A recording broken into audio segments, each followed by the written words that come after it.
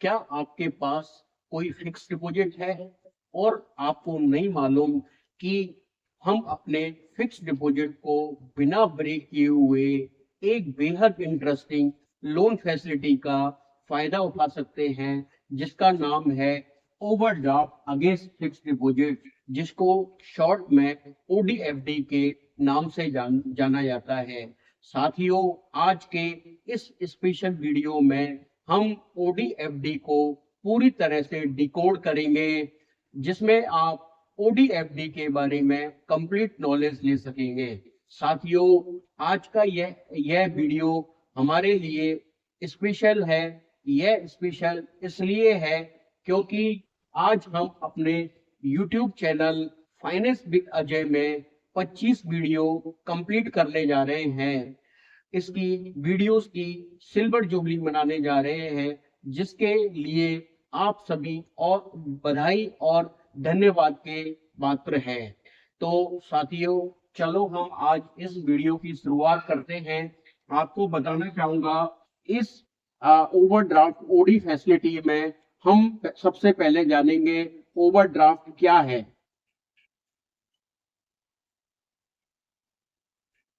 इसके अलावा हम सेकेंडली जानेंगे कि इसके स्पेशल फीचर्स क्या हैं। थर्डली हम जानेंगे कि इसके लिए एलिजिबिलिटी, डॉक्यूमेंट्स, क्या क्या रिक्वायरमेंट्स हमें होती है।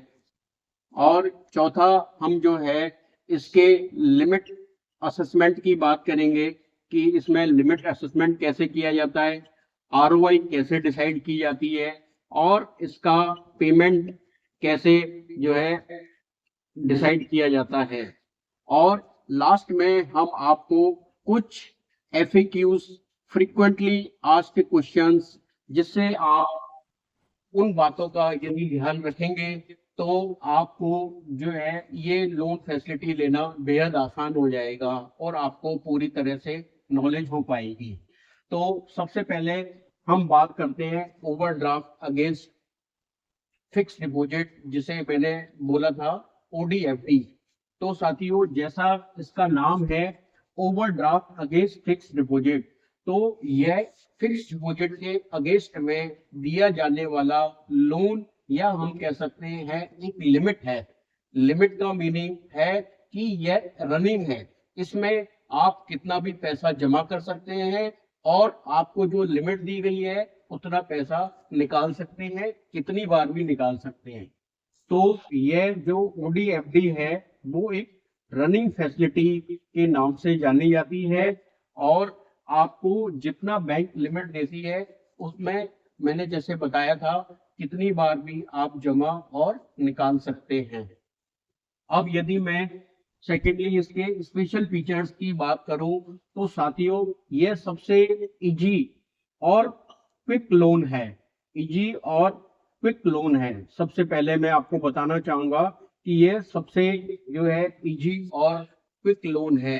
साथियों, बैंकों ने इस लोन को इतना इजी और क्विक बना दिया है कि कुछ बैंक इसको अपने नेट बैंकिंग या ऑनलाइन प्लेटफॉर्म पे 1 से 2 घंटे में 24x7 जो है वो आपको अवेलेबल करा रही है। आपको बिना किसी बैंक जाए हुए आप इस फैसिलिटी का फायदा उठा सकते हैं, और इससे ज्यादा अच्छा क्या हो सकता है। दूसरा, मैं आपको बताना चाहूंगा, जैसा मैंने इसमें बताया था शुरुआत में, कि आप अपने किसी भी एफडीज को बिना ब्रेक किए हुए आप इसमें से बैंक से लोन फैसिलिटी का फायदा उठा रहे हैं। तो साथियों, क्या होता है जनरली, यदि मैंने कोई एफडी 1 साल की बनाई है और मुझे कुछ इमरजेंसी में पैसे की रिक्वायरमेंट है और यदि मैंने 3 माह ही कंप्लीट किए हैं, तो जनरली हमें 1 साल में मिलने वाले ब्याज का नुकसान होता है। लेकिन इस ओवरड्राफ्ट को लेकर के हम उस एफडी पर मिलने वाले ब्याज के नुकसान को बचा सकते हैं। साथियों, ये लोन इतना इजी और क्विक है कि इसके अंदर बैंक आपका कोई भी सिविल जो है वो चेक नहीं करता है। इसके अंदर कोई भी सिविल चेकिंग वगैरह बैंकों द्वारा नहीं की जाती है।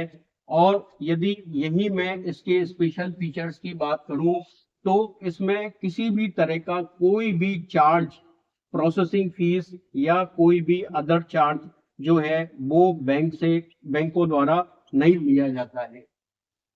तो आपने देखा मोटा मोटा तौर पे ये लोन जो है वो कितना इजी और कितना क्विक लोन है। तो अब इसके बाद मैं आपको बात करूंगा एलिजिबिलिटी और डॉक्यूमेंट्स की। तो साथियों, इसकी एलिजिबिलिटी में कुछ भी नहीं है। आपके पास एलिजिबिलिटी के लिए बस आपके पास एक बैंक की एफडीआर होनी चाहिए और आपकी उम्र जो है वो 18 साल और आप एक इंडिया के सिटीजन होने चाहिए। बस इसकी ये एलिजिबिलिटी है। इसके अलावा कोई भी एलिजिबिलिटी नहीं है, ना आपको कोई डॉक्यूमेंट्स की भी रिक्वायरमेंट नहीं है। आपके पास सिर्फ डॉक्यूमेंट्स के नाम पे आपकी एफडी होनी चाहिए बस। इसके अलावा आपको कोई भी डॉक्यूमेंट्स की रिक्वायरमेंट नहीं है। यदि मैं अब इसके लिमिट असेसमेंट की बात करूं तो मैं आपको बताना चाहूंगा कि लिमिट असेसमेंट भी इसका बहुत इजी है और आप जो है खुद भी जो है इसका लिमिट असेसमेंट निकाल सकते हैं। मैं यहाँ पे आपको एक एग्जांपल से बताता हूँ कि यदि आपके पास कोई एफडी जो है वो 1 लाख रुपए की है तो बैंक जो है इस ओडी लिमिट का असेसमेंट के लिए आपके उस एफडी के 1 लाख रुपए पर 10 से 15% जो भी बैंक की पॉलिसी के हिसाब से मार्जिन होता है वो रखते हुए आपको इस पे जो है 90,000 से 85,000 की लिमिट आपकी ओडी सेंक्शन कर देगा। और आपने देखा कि मतलब ये कितना जो है जी इसका असेसमेंट और लिमिट है। आप खुद भी अपने अपने माध्यम से निकाल सकते हैं कि मेरे पास जो एफडीआर है उसके अगेंस्ट में मेरे को बैंक से कितना जो है लिमिट ओडी के रूप में मिल सकती है। अब यदि इसकी आरओआई की बात करें तो जैसे आपकी जो जो एफडी है यदि वो 8% पर चल रही है तो अमूमन इस पर बैंक जो है 2% एक्स्ट्रा लेकर के 10% इसकी आरओआई फिक्स की जाती है। ये भी बड़ा सिंपल है। यहाँ पे आपको जो है लोन लेने से पहले, लिमिट लेने से पहले बैंक द्वारा बता दिया जाएगा कि इस पे हम जो है आपकी एफडी पर जो है कितना ऊपर इंटरेस्ट लेकर के उस ओडी को सेंक्शन करेंगे। साथियों, यहाँ पे मैं आपको बताना चाहूंगा कि आप चाहें तो 10 एफडीआर तक एफडी तक जो है इसमें लिंक कर सकते हैं। यहाँ पे एक क्लैरिफिकेशन आपको देना चाहूंगा, लेकिन ये हो सकता है आपकी एफडीआर जो है वो अलग अलग रेट ऑफ इंटरेस्ट में हो, उन पे मिलने वाला ब्याज अलग अलग हो। जैसे हो सकता है 1 लाख की एफडीआर जो है वो आपकी 8% पे है, दूसरी 1 लाख रुपए की एफडीआर जो है वो 7% पे है। तो आपके मन में आएगा कि यदि बैंक मेरे से 10% चार्ज करेगा या 9% चार्ज करेगा। तो साथियों, मैं आपको बताना चाहूंगा एक्चुअली बैंक जो है इसमें प्रो रेटा बेसिस पे, मतलब जो अमाउंट के हिसाब से जो प्रो रेटा बनेगा उस पर करके और फिर उसकी ओडी की जो है रेट ऑफ इंटरेस्ट डिसाइड करता है। जैसे हमने देखा यहाँ पे 1 लाख दोनों सेम अमाउंट है और ये इनका एवरेज यदि हम निकालें तो आपके एफडीआर का रेट जो है वो 7.5 आता है, तो बैंक आपसे 9.5% ही चार्ज करेगा। तो यहाँ पे हमने मोटा मोटा देख लिया कि किस तरह से इसका लिमिट का असेसमेंट होता है और किस तरह से जो है इसकी आरओआई डिसाइड की जाती है।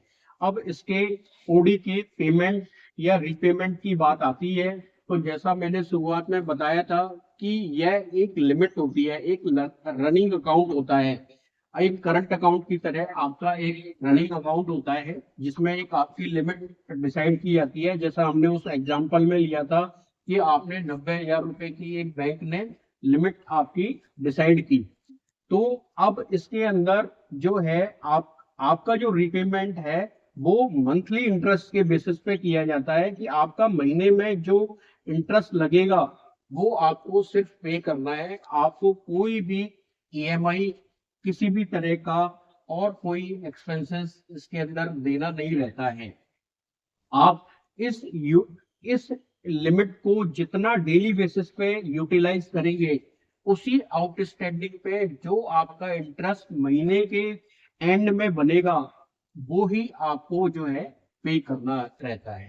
तो साथियों, आपने देखा होगा ये कितना सिंपल और जो है क्विक लोन है और कितना बेहद कॉम्प्लिकेशंस को हटते हुए इस लिमिट का असेसमेंट, आरओआई और रीपेमेंट है। तो इसीलिए इस लोन को हम एक फर्राटेदार लोन की संज्ञा दे सकते हैं। अब मैं लास्ट में आपको कुछ एफएक्यूज के बारे में बात करूंगा। इन चीजों का यदि हम ध्यान रखेंगे तो आपको जो है इस लोन को लेने में आसानी रहेगी। तो सबसे पहला एफएक्यूज यदि मैं बात करूं तो वो आता है कि जो है इसके अंदर यदि मेरे किसी माइनर अकाउंट्स या किसी वाइफ या अदर पर्सन के नाम पर एफडीआर है तो क्या मैं उसके अगेंस्ट में भी लोन ले सकता हूँ? यस, आप लोन ले सकते हैं। माइनर या किसी थर्ड पार्टी की संज्ञा देती है बैंक जनरली इनको, तो उसके नाम से यदि कोई भी एफडीआर है तो उसको गारंटर बना करके आप उस एफडीआर के अगेंस्ट में जो है लोन ले सकते हैं। यहाँ पे माइनर को जो है किसी तरह का कोई गारंटर नहीं बनाया जा सकता, क्योंकि इंडियन कॉन्ट्रैक्ट एक्ट में है कि यदि कोई भी माइनर 18 साल से कम उम्र का है तो उसको किसी भी बैंक लोन फैसिलिटी में हिस्सेदार नहीं बनाया जा सकता। उसके जो भी गार्जियन उस एफडी के अगेंस्ट में होंगे वो उसका बेनिफिट ले सकते हैं। यहाँ पर बैंकों की कंडीशन ये रहती है कि उस एफडीआर के लिए उस ओडी का जो पैसा है वो उस माइनर के बेनिफिट के लिए लिया जाता है। इसके लिए बैंक एक आपसे अंडरटेकिंग लेती है कि इस ओडी का इस्तेमाल उस माइनर के बेनिफिट्स के लिए किया जाएगा। अब यदि मैं सेकंड एफएक्यूज की बात करूं तो उसके बाद सवाल आता है कि यदि मेरी कोई एफडी 5 इयर्स लॉक इन में है, जहां आपने देखा होगा कि कुछ एफडीआर जो है वो अपने टैक्स एग्जिम्पशन के लिए आती है, तो साथियों आप इस तरह के एफडीआर पे आप किसी भी तरह का ओवरड्राफ्ट फैसिलिटी नहीं ले सकते। यदि मैं यही तीसरे एक क्लैरिफिकेशन या एफएक्यूज की बात करूं तो सपोज करो मैं एक एग्जांपल लेता हूं कि मेरे पास एक कैनरा बैंक की एफडीआर है और मैं चाहता हूं कि मेरा जो ओडी है वो बैंक ऑफ बड़ौदा से हो जाए। तो साथियों ये पॉसिबल नहीं है।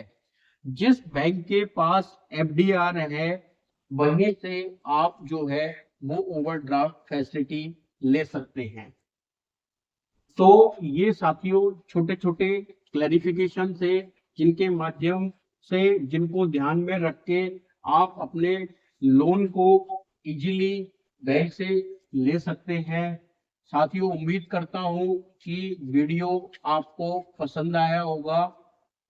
यदि आपको वीडियो पसंद आया है तो हमें कमेंट बॉक्स में जरूर बताएं, क्योंकि आपके दिए हुए कमेंट्स हमें नए नए अच्छे अच्छे वीडियोस के लिए प्रमोट करते हैं। Thank you. जय हिंद, जय भारत।